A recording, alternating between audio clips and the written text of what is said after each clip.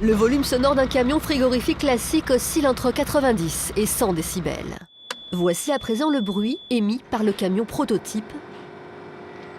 C'est un modèle équivalent, lui aussi avec 2 moteurs, l'un pour le véhicule, l'autre pour le froid, et nous voilà avec un bilan sonore inférieur d'une bonne dizaine de décibels. Dans un camion classique, disons que le bruit, après, on s'y habitue, donc on n'en fait plus de cas, en fait. Donc, bon, là, ça me change quand même parce qu'on n'entend vraiment rien. Donc, là, c'est ce qui est vraiment important. Aujourd'hui, c'est le moteur thermique et son échappement qui génèrent le maximum de bruit environnant. Donc on a travaillé sur une motorisation qui est complètement électrique afin de réduire les bruits d'échappement et les bruits mécaniques que vous avez dans un moteur thermique.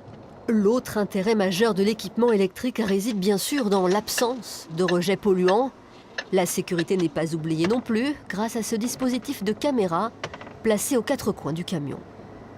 C'est un système qui, à faible manœuvre dans les milieux urbains, va être pertinent puisqu'il permet au chauffeur d'avoir une vue tout autour de son véhicule et donc de protéger les usagers vulnérables que sont les piétons ou les cycles, etc.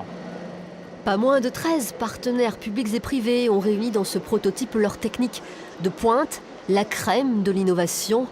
Et la crème, tout le monde avait envie d'être sur la photo de cette grande première. Bien difficile toutefois de connaître le prix de ce petit bijou. Ce camion est le fruit de 3 ans de recherche. La commercialisation est encore loin. Si les technologies évoluent, si la distribution se fait à grande échelle, c'est des valeurs qui vont osciller entre 20 et 30% supérieures à ce que nous avons aujourd'hui.